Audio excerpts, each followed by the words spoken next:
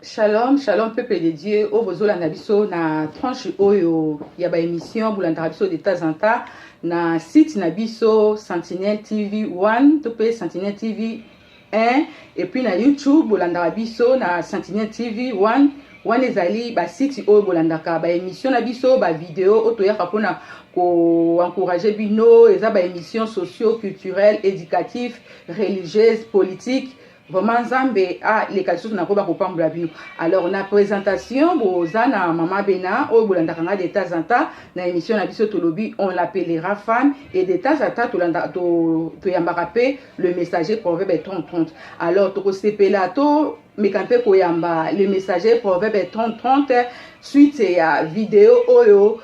mokili mobimba balandi yango eningani na message oyo Nzambe apesaki le proverbe messager 30-30. Alors to mekampe to yamba e to mekakutuna ye mwa mituna ebele suite ya bande coupe ebele ba tunaki ba mituna na bango suite ya vidéo wana Nzambe alobaki ba commenter makambo ebele oyo bino moko bolandaki yango. Alors to ko sepela to yamba mutu na Nzambe to côté un peu à profondeur to yeba nini oyo akoki kolobela biso lisusu na ngonga oyo. Shalom. Shalom, le messager, proverbe 30-30. Oui, merci. Vraiment, to se permis koyamba on a tranche oyo, to lingi un peu to meka ko solo na peuple de Dieu o bazolanda so mokili mobimba. Na suite ya vidéo oyo o salaki olobi message Nzamba pesaki yo. Alors message wana e bouleversé mokili mobimba, ebele bazwa ngona ndenga polémique, ebele pe oyo bazo comprendre bazwa ngona ndenga message oyo etake Nzambe apesaki yo message wana. Alors, on a fait sur ma parole, on s'est présenté, on a dit que Batobele va être pour passer de grosses paroles dans son côté, na tranche au émission, tout le monde côté un peu en profondeur. Tout bon nan. Nkolo to tondio to commission. Merci pour Nzambe malamu. Likambo tozo sala ezali volonté na yo. Yo lobi otindaki liloba na yo, liloba no bikisa. Tikete o tout roloba et même ma polémique té mais et sauver à ta deux personnes. Babi Malamolili pour ordre mondial na yo ezali aller fête de toutes les nations mes disciples. Liloba na yo onction na yo est touché bato ba kangolama bato ba yepa na yo babima na fanatisme to bondeli bona comme Christ. Amen. Amen. Bon na pesi bande ko nyoso bazolanda biso mbote surtout ba oyo ba réagir bango tout ba réagir na o ba fingi na ba oyo ba sepeli na yambaka na nga ba coup de fil mais mikolo yo bato bazobenga ebele ba misusu kutu balimba comme ça on irait nganga na bando yebisa bango makambo vie na bango. En fait na chaque époque na chaque période Nzambe abimisaka un prophète oyo akoloba ba volonté na ye yango moninga na naza pasteur ya ministère mais na boya ba benga passer na linga ba benga messager parce que un messager c'est celui qui amène le message de Dieu et azoloba te oyo wuti na makanisi na ye.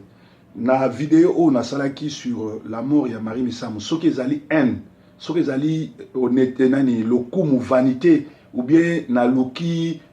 ko détruire bien Nzamba opinir nga Nzamba basaka na honnêteté mais ce qu'ils a ainsi dit l'Éternel na ndimi que ainsi dit l'Éternel parce que ça lui pousse et puis mokili momima va récupérer ngo ba mso ba changer ba titre ba tche ba nini ba tuna condamner ka ba o ba kati maloba nanga po batia makamususu ba koler ngo ekoma lokola polémique soko zo copier eloko wuti na onction Nzambe okoyi kokotsa malédiction tina 4e génération famille na yo na resepela message faut etambola bato ba zwango mais ezala identique zwango ba partager ngo changer photo mais etikala identique soko longo le bakisi okomi na problème na Nzambe. Donc merci mingi na makambo wana. Alors nana okende beaucoup plus na parole de Dieu. Parole de Dieu je sabi so boye na parole de Dieu je sabi so boye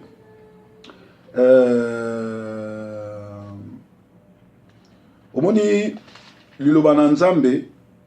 ezali liloba o Nzambe atindaka bato na ye Nzambe aloba makambo na ye. Alors sokotali awa omona ke Nzambe azoyebisa na Timothée. Yes. Azoyebisa na Timothée awa na 2 Timothée zela En attendant, le messager Azoluka versé wana pour tout ça vraiment ba question belé autre poser messager parce que Bible ça le bi mon peuple périt par la manque de connaissances. Je crois messager autai ko avancer ngawana o ba mususu ba Azoluka po ezaki pe moko ya question o singela kina tuna yo suite à vidéo wana ndenge salami est-ce que vidéo wana osala kango suite ezaki eza eza ba compte rendre o que muto tela sala nga bonga pe funa sala tout pour ma question de tuna maki mingi. Nazu verset ngo. OK. Bible zo bana 2 Timothée 3:16 balobi. Na bani na 2 Timothée 3:15 balobi, dès ton enfance, tu connais les saintes écritures qui peuvent te rendre sage à salut par la foi en Jésus-Christ. Toute écriture est inspirée de Dieu, est utile pour enseigner, pour convaincre, pour corriger, pour instruire dans la justice, afin que l'homme de Dieu soit accompli et propre à toute bonne œuvre. C'est-à-dire, batebele lobi o ezali ene o mutu akufika kasikoyo ndenge nini bozelite boy na boy. Évangile eyaka awa balobi eloko liboso évangile eyaka toute écriture est inspirée de Dieu. O euti na nzambe eza utile pour na enseignement. Yes. Na liwa wana to enseigner ni na pesa ki enseignement. Pour convaincre, ko convaincre batu oyo bazana têtueuse, bato bazana ba fanatique eza passe pour na robimisae. O convaincre bango na liloba ya parole la connaissance parce que eloko liboso nzamba sala rasoka kutena mosai na ya peso parole de connaissance. Et ba parole de connaissance na royeb sabino na bandango bandakala batu musu peut-être ba découvrir na lelo na banda musala oyo ya kolobela makambo ya bandakala na kozonga nango. Et ce soit lobi awa pour convaincre, pour corriger. Parole ya nzambe eza fimbu. Omoni lelo oyo attitude ya batu nazo benga ba pharisé balinga la vérité te. Baboma Yesu, baboma Jean-Baptiste likolo la vérité. Yesu soko tangi na Jean 8 banda na 1 ti na ba 50 kuna balinga ba lapider Yesu akima bango po azalo lobela bango vérité. Parce que bazali ba pharisien papa na bango azali diable balinga la vérité te. Alors batu tout o basali be mission batu tout ba fingi bazali bana ya diabolo bakoko linga vérité te. Alors bango ba pharisien to suka bango fimbu parole faut corriger. Et balobi soso pour instruire dans la justice. Liloba na nzambe soke bimi eka ko instruire dans la justice afin que l'homme de Dieu soit accompli et propre à toute bonne œuvre. Omoni musai na nzambe évangile e ya raté pona ba mesana mingi oyesa ba okende poto okobala okobota yango moni batu bakomi ko simba bakisi yango moni batu bakomi ko sala ba pacte pona oya poto pona kobala pona ni après atiki yango omoni na Deutéronome na 28 30 ou bien dans Deutéronome 30 15 et je sais que nzamba lobi je mets devant toi la vie et la mort. Nazo zonano Deutéronome 30-15 alobi je mets devant toi la vie et la mort. Yes. Soko oponi vie ozala bien. Soko oponi kufa okufa. Omoni bat biloko ba voiture bandako eza biloko nzamba pesi biso na se photo enjoy nango. Donc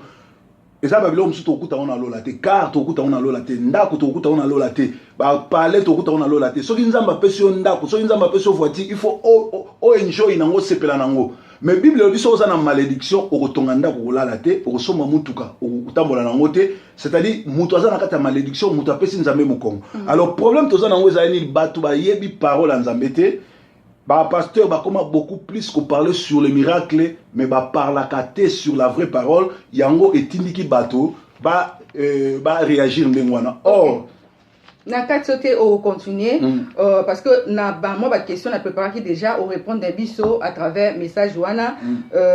pourquoi mokile lingi vérité te ezaki moko la question nanga et puis pourquoi n au répondre dango maintenant na lingi un peu peuple bazolanda biso soko ko ebisa biso nini parce que na vidéo o salaki o lobby liwa oyo ezali po nzamba lingi ko interpeller corps du Christ na Congo pe mokili mobimba mais bato bazo comprendre que na iti so ko fungula place wana et puis le baki tango Moïse akufaki nzambe na sata bayaki ko welela po Moïse asumukaki à travers kanda mais nangonga na satan na nzambe bayaki po bawela eza mabomba mi ba révélation oyo koki ko sosolisa bato oyo bakoko comprendre parce que tant oyo ebele bazo comprendre te tozo kende bibela si ba signe nyonso bilembo nyonso Yesu alobaki eza kokokisama moko na moko mais peuple na nzambe aza toujours ignorant azo comprendre te. Ouais, olobi malamu mama Bena omoni soki mutu akufi jugement ezalaka te o mutu soki akufi tozala bakundana jugement bandi mokoloka yo kufi. Moïse akufi grand serviteur de Dieu azakosola na nzambe ba ange nzambe baye kozwaye ba ange Satan pe baye kozwaye. Dorcas akufi le même jour ba mama bazoya liputa oyo Dorcas mutu atongela kinga sapatu oyo Dorcas mutu apesa inga montre Dorcas bakomi ko yakolakisa misala na yo. C'est-à-dire que mukolo mutu akufaka jugement bandi avant que na jugement nzambe. Ya mwana zomona Moïse azalaki mosali na nzambe akufi nzambe aye kozwaye Satan pe réclamer et ça la même nga lelo so na kufi même nga na linga te jugement ko banda soki nazaki mosali na nzambe solo ekoyeba na so nazaki mosali na nzambe lokuta omona bana bakomobima comment yoza pasteur okufi bana makango bakomobima comment yoza pasteur okufi batu boza komela bango drogue bien batu boza sala bango ndumba ou ba PD parce que il faut bango lelo to za ba sœur ba PD l'église ba yembaka baza ba pasteur to za pe na ba pasteur ya ba PD to za na ba sœur ba lesbienne to za na ba pasteur ba PD et cause ate l'église c'est-à-dire musala nyonso tu ya mutu soki akufi ebimaka na poisa nzambe mutu eza makambo to ezo sala meza nzambe faut un entendement spirituel pour comprendre que eza nzambe omone tinga na bandi makaba ba prophétie nzambe lera beninga eloko liboso apesinga esprit de parole de connaissance. Yes. Na salango balebele Denis Lesi akufite aza témoin soki lelo balobaka mutu oyo alalaka na salon babengaki Salomo bato bele bayeba teke ezali bazako yebisanga parce que na 2001 le na ke Afrique na katani tikia kosonga yate nzamba pesinga message na kenda ti et pas Denis Lesi ko yebise ke soka zo continue ko sala ba aventure ko simba kisi ba mbio wana ba ezali biloko bokoko na bango ya kinganga ya katani atikela ye nzamba ko bete ba ko humilier ye na kende ko yebisa Denis Lesi akufite azali et Denis Lesi atinda ba garde corps na ye ba betanga et na traça mir liboso église ne wana na motel fiki na bi ba mbinga bana matete tala ba mbinga ta ba paquet nga wana za ipe mwanzo to muke wika so katai na ki na bi soki bo meki ko tleka ligne oyo bokomona ba yakite parce que onction nzambe zaki nanga mon père wa maloba akufi ngai heureusement na kitaki mboka Doudou Nkunku azali Doudou Nkunku akufite Doudou Nkunku azali ouais journaliste azali alors Doudou Nkunku ayambi ngai na kuti mon père wa maloba ebembe na ye ba pasteur babo yango soki ebembe mon père wa maloba zonga Kinshasa c'est moi parce que na lekaki na TV balobi aza pasteur te balobi ba yebili musicien mokili baboyi mon père pourtant mon père wa kufa mosai na nzambe ngana leka na TV na RTNC na lobi soki lokola gouvernement à Brazzaville ministre ya nini ya culture apesi 3000 ko rapatrier corps ya mon père je senga 6000 ngana zo pesa 3000 sikome kankenza longwe président église de réveil na lobaki on a TV et lobby nango kankenza bima apesa na loba à l'époque eleka na TV bato bele ba éviter naza le premier pasteur oyo akita na mboka na IMK muto asalaki musique muto abeta concert ser na biso alisi akufite na pesa ba pasteur $5000 ba kabola okotiko mona vidéo wana na YouTube te po liboko à gauche soki pesi ya droite e bate na le seul pasteur oyo na somba dilu pango na nini na kinkole pona tonga orphelinat soki to yangi na ba problème politique te mbelelo orphelinat wana emati c'est-à-dire tozo sala misala nzambe tout mais à part wana naza pasteur oyo akita na Jaguar na Congo pona makambo sindi na pesa prophétie pour na sindi sindi lelo akomandoki soki lelo akufi na koleka pe na sala émission na bi na pekisa ki sindi aza mwana za kosambela na nga to travailler na ye na somba même Jaguar na kita na ona Kinshasa batu bayebi masolo na nga na Koffi Olomide po sindi azonga na église c'est-à-dire na sala makambo ebele batu nde bayebite Paul Jérémie Mayemba Silas Timothée Kiese avant bakufa bokota na YouTube na nga bokomona botanga kaka ça casse ou ça passe na zaki na Bruxelles nazaki na mois avril na Bruxelles na lobeli bango prophétie bango leur profession naza kolekisa bémission nanga na numérica chibambi chitwa PDG na peso mbote ayebi naza kolekisa bémission nanga chaque samedi na 18h alors naza kopesa ba prophétie ya mboka ya makambo ebele na loba Jérémy Mayemba azali kolanda nga na bar azomela masanga lobi nzamba azobeta yo soko bongwani te 3 mois après akufaki c'est-à-dire l'air akufaki pe nazalaki wana nasala pe bémission c'est-à-dire eza kotiola te ezali kolakisa makambo nyonso surtout oyani Pasteur Sony Kafuta za père spirituel nanga o abokolinga mais Pasteur Sony ngane to kaboy poni alingaki ya initier nga na misala mabe na boy et puis akangisa nga na Kinshasa et puis na lobela ye bana basi mingi lelo bazokufa ye mtu azoboma bango boye bisanga ye Marie Misama za na hôpital ya kilo sani na hôpital azaka mtu miracle poni abikisa giete bazana masolo oyo babetaki na kati masolo mususu na auto partager eloko oyo o muto azaki ko menacer ngana eza mobali ya Marie Misam o alongwaki Londres angaki nobala mais ndeko wana nyatimi na aleka lo ba vérité azolela pona nini alobi alinga kufa ngana bimisi vérité atia mwana arobeta nga masasi siko mutu na Nzambe toyebi ke eza facilité pona ko batu baye ba ko recevoir message o uti pa Nzambe mais ko za mutu oza na mai oza na makila oza pena ba message on Nzamba za ko pesa yo pona ko ba ko pesa batu mais tango ozo ko pesa message wana batu na pe bazana ba famille baza pe na basi ba pe na bana na place wana o monite ke eza pe facilité siko to lo baneti likambo lobike ba famille soki eza na batu oyo bako bénéficier ou bien batu bako perdre eza na eza ba famille ba yebi ba famille ba ya mieux placé ngai na sala pe berere na zako sala bangulu le na zako sala bangulu mama na biso zako lobelanga abi koma yo sala ba sala biloko bo koma yo sala biloko bo koma yo mema batu na poto boy na bona boy mama na biso apekisaki nga bandeko na nga bapekisaki nga Nathalie Songo oyo azali Nasha Songo na Paris azali leki ya mama na nga ye mutu azonga na âge ya 10 ans ameminga na Kikwiti pona kendo tanga na Kikwiti azako gangela nga so na ke na Paris ba JC Songo ba Gi Songo bazako gangela nga Emmanuel Songo leki Songo bazako gangela nga babi yo okosala buko sangisa Nzambe na makambo te natika c'est-à-dire tant tozolo ba bongo po ba bénéficiaire ezali bango ba perdant pe eza bango lelo oyo moni montage oyo nyonso basali balobi mama Marie Misamu mutaboyi mama Marie eza ba ndeko ne bato basali montage po ba protéger ndeko na bango ba koseli mama la makambo mama na yebi rien na liwa Marie Misamu parce que mutu ayebi makambo na liwa Marie Misamu na yebi sabino parce que lokwa ba tienga pression il faut na lobango Marie Misamu azali na poison Marie Misamu azali na maladie wana mobali na ye a témoigner za maladie ni parce que toko bondela po na ye mais loko ebomi Marie Misamu ezali poison te puisque poison ba tiela yango ça fait une année ma colonne bana ozi banda ozi ko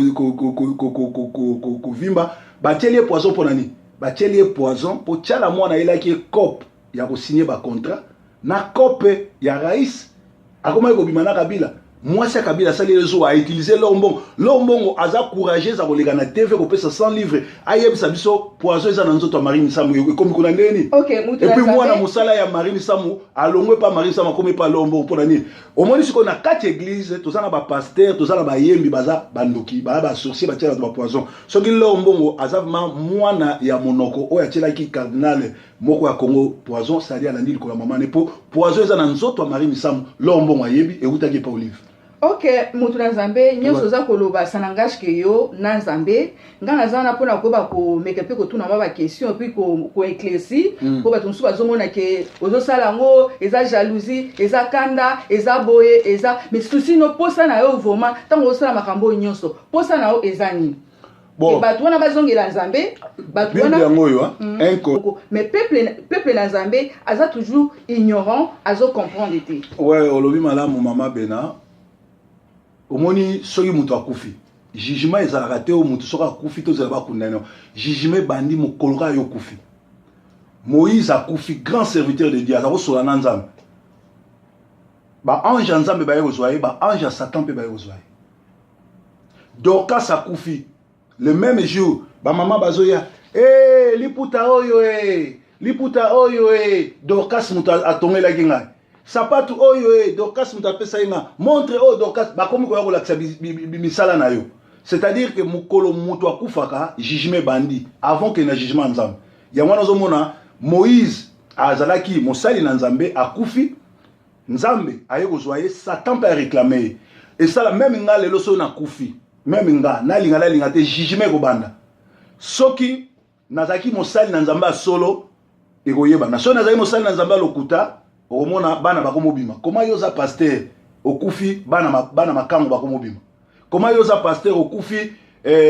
bato boza komela bango drogue bien bato boza kosala bango kindumba oba ba PD parce que il faut yebango lelo toza na ba sœur ya ba PD na église bayembaka baza ba pasteur toza pe na ba pasteur ya ba PD donc toza na ba sœur ya ba lesbienne toza na ba pasteur ya ba PD ekoza te na église c'est-à-dire musala nyonso tu ya mutu soki akufi ebimaka na poisa nzambe mutu eza makambo to ezosala meza nzambe faut un entendement spirituel pour comprendre que eza nzambe omone tinga na bandi makambo ba prophétie nzambe lera benginga eloko liboso apesinga esprit de parole de connaissance yes. na salango balebele Denis Lesi akufi te aza témoin soki lelo balobaka mutu oyo alalaka na salon babengaki Salomo bato bele bayeba teke ezali baza koyebisanga parce que na 2001 le na ke Afrique na Katani tika kozonga ya te nzamba pesinga message na kenda ti e pas Denis Lesi koyebise ke soka zo continue kosala ba aventure kosimba kisi ba mbio wana ba ezali biloko bokoko na bango ya kinganga ya tatani atikela ye nzamba kobete bako humilier ye na kende koyebisa Denis Lesi akufi te azali et Denis Lesi atinda ba garde corps na ye ba betanga et na traça mir liboso église ne wana na motel fiki na bi ba mbinga bana matete tala ba mbinga ta ba paquet nga wana zai pe mwanzo to muki oyika so katai na ki yes. na bi soki bo meki ko tleka ligne oyo bokomona ba yakite parce que onction nzambe zaki nanga mon père wa maloba akufi ngai heureusement nakitaki mboka Doudou Nkunku azali Doudou Nkunku akufi te Doudou Nkunku azali ouais journaliste azali alors Doudou Nkunku ayambi ngai nakuti mon père wa maloba ebembe na ye ba pasteur babo yango soki ebembe mon père wa maloba zonga Kinshasa c'est moi parce que na lekaki na TV balobi aza pasteur te balobi ba yebi les musiciens mokili baboyi mon père pourtant mon père akufa mosali na nzambe ngana leka na TV na RTNC na lobi soki lokola gouvernement à Brazzaville ministre ya nini ya culture apesi 3000 ko rapatrier corps ya mon père je na 6000 ngana zo pesa 3000 sikome kankenza longwe président église de réveil na loba ki on a TV et lobby nango kankenza bima apesa na loba à l'époque. Shalom, shalom peuple de Dieu, au bozolanda biso na tranche oyo ya ba émission bulanda biso de temps en temps na site na biso Sentinelle TV 1 to pe Sentinelle TV 1 et puis na YouTube bolanda biso na Sentinelle TV 1 wana ezali ba site oyo bolandaka ba émission na biso ba vidéo otoyaka pona ko encourager bino eza ba émission socio-culturelle, éducative, religieuse, politique. Vraiment Nzambe a les questions na ko ba kopambula bino. Alors na présentation bozana mama Bena o bolandaka nga de temps en temps na émission na biso tolobi on l'appellera femme et de temps en temps tolanda to yambaka pe le messager proverbe 30-30. Alors to ko sepela to mekampe ko yamba le messager proverbe 30-30 suite ya vidéo oyo mokili mobimba balandi yango eningani na message oyo Nzamba pesaki le proverbe messager 30-30 alors to mekampe to yamba e to mekakutuna e mwa mituna ebele suite ya bande couper belé ba tuna ki ba mituna na bango suite ya vidéo na Nzamba lobaki ba commenter makambo ebele oyo bino moko bolanda ki yango alors to ko sepela to yamba mutuna Nzambe to côté un peu à profondeur to yeba nini oyo akoki kolobela biso lisusu na ngonga oyo. Shalom. Shalom, le messager, proverbe 30-30. Oui, merci. Vraiment, to se permis ko yamba on a tranche oyo, to lingi un peu to meka ko solo na peuple de Dieu, o bazolanda so mokili mobimba. Na suite ya vidéo oyo o salaki o lobi message Nzamba pesaki yo. Alors message wana e bouleverser mokili mobimba, ebele bazwa ngona ndenga polémique, ebele pe oyo bazo comprendre bazwa ngona ndenga message oyo etake Nzambe apesaki yo message wana. Alors, on a fait sur ma parole, on s'est présenté, on a dit que Batebele va être pour passer de grosses paroles dans son côté, na tranche au émission, tout l'ingi tout côté un peu en profondeur. Tout bon nan. Nkolo to tondio to commission. Merci pour Nzambe malamu. Likambo to zo sala ezali volonté na yo. Yo lobi otinda ki liloba na yo no bikisa. Tikete o tout roloba et même ma polémique était mais et sauver à ta 2 personnes. Babi Malamolili pour ordre mondial na yo zali aller fête de toutes les nations mes disciples. Liloba na yo onction na yo est touché batuba kangolama batuba yepa na yo babima na kifanatisme to bondeli bona comme Christ. Amen. Amen. Bon na pesi bande konyo so bazolanda biso mbote surtout ba oyo ba réagir bango tout ba réagir na o ba fingi na ba oyo ba sepeli ngayambaka nanga ba coup de film mikolo yo bato bazobenga ebele ba misusu kutu balimba comme ça on irait nganga na bandu bimsa bango manga vie na bango. En fait dans chaque époque, dans chaque période nzamba bimsaka un prophète oyo akoloba ba volonté na ye. Yango moninga na za pasteur ya ministère mais na boya ba benga pasteur na linga ba benga messager parce que un messager c'est celui qui amène le message de Dieu. Et azolo bate oyo wuti na makanisi na ye. Na vidéo on a salaki sur la mort ya Marie Misamu soki ezali haine soki ezali honnêteté nani lokumu eleka na TV bato bele ba ebite naza le premier pasteur oyo akita na mboka na IMK muto asalaki musique muto abeta i concert ser na biso alisi akufite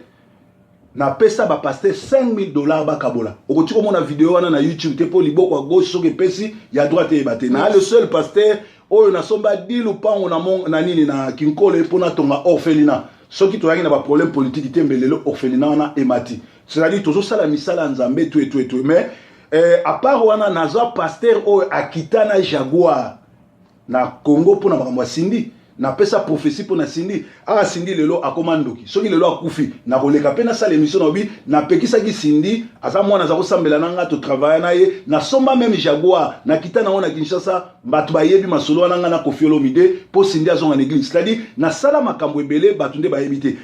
Paul Jérémie Mayemba Silas Timothée Kiese avant bakufa bokota na YouTube nanga bokomona botanga kaka ça casse ou ça passe nazaki na Bruxelles nazaki na mois ya avril na Bruxelles na lobeli bango prophétie bango leur profession nazako l'exa émission nanga na numérica chibambi chitwa PDG na pesombote ayebi nazako l'exa émission nanga chaque samedi na 18h alors nazako pesa ba prophétie ya mboka ya makambo ebele na loba Jérémie Mayemba azaki kolanda nga na bar azomela masaka na binzamba azobeta yo soko bongwani te 3 mois après akufaki c'est-à-dire l'air akufaki pe na salaki wana na sala pe émission c'est-à-dire ezako tolate ezali kolakisa makamunyo surtout oyani pasteur Sony kafuta za père spirituel nanga o abokolinga mais pasteur Sony ngale to kaboy poni alingaki a initier nga na misala mabena boy et puis akangisa nga na Kinshasa et puis na lobela ye bana basi mingi lelo bazokufa ye mtu azoboma bango boye bisanga ye Marie Misama za hôpital ya ndo sali hôpital azaka mtu miracle poni abikisa giete bazana masolo oyo babetaki na kati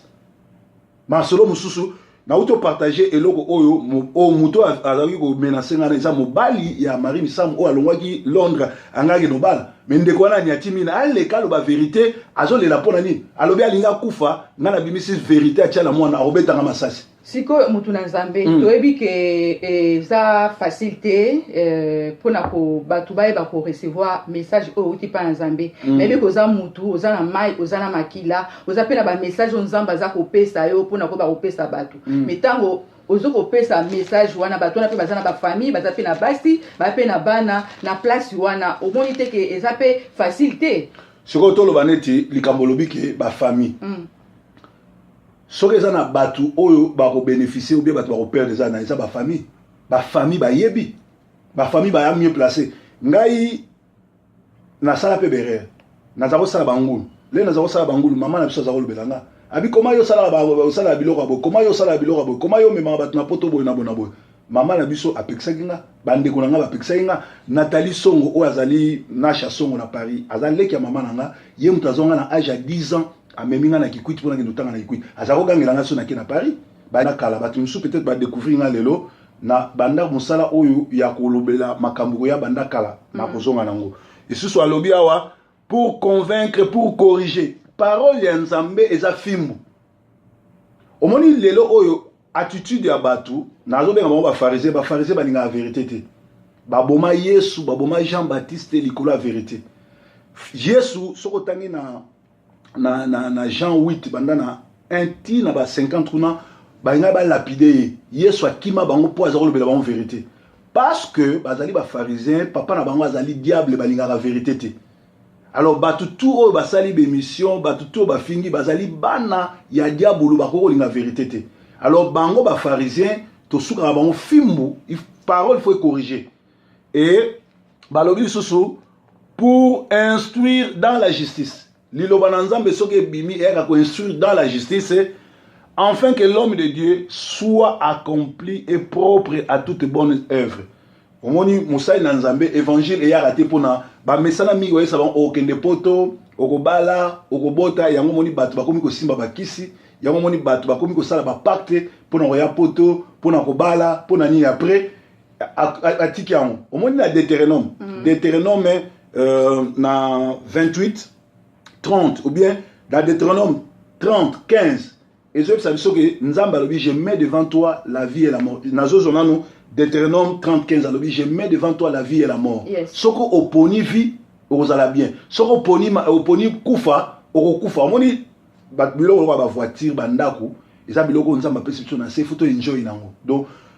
eza ba biloko msuto okuta ona lola te carte okuta ona lola te ndako to okuta ona lola te ba palais to okuta ona lola te. Soki nzamba perception ndako soki nzamba perception voiture il faut o enjoy nango sepela nango. Mais Bible dit ça aux malédiction au rotonganda pour la te au soma mutuka au tambola na ngote c'est-à-dire mutoza na kata malédiction muto apesi nzambe mukongo. Alors problème toza na ngoza ni batu ba yebi parole nzambete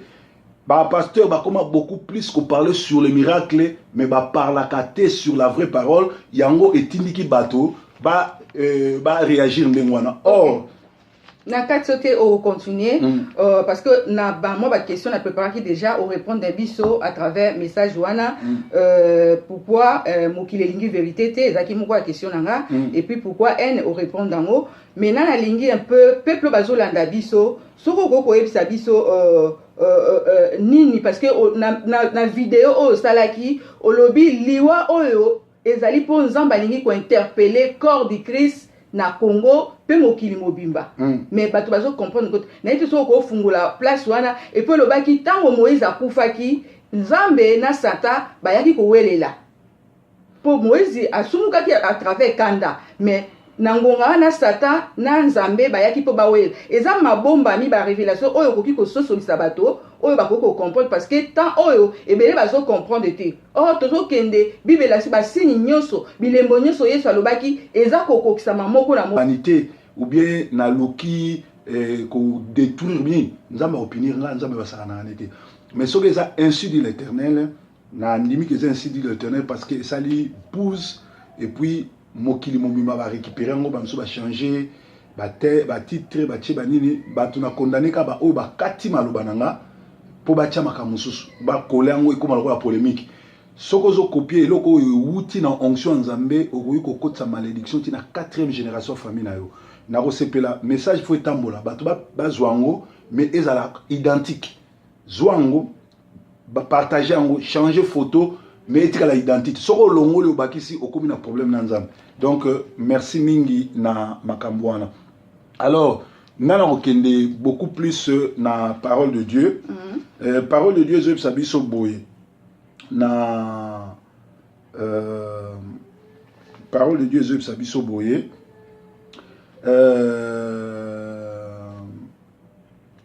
omoni liloba na nzambe ezali liloba o nzambe atindaka bato na ye nzambe alobaka makambo na ye. Alors sokotali awa omona ke nzambe azoyebisa na Timothée azoyebisa na Timothée awa na 2 Timothée zela nazoluka mwa en attendant le messager azoluka verset wana pour tout ça moi ba question belé autre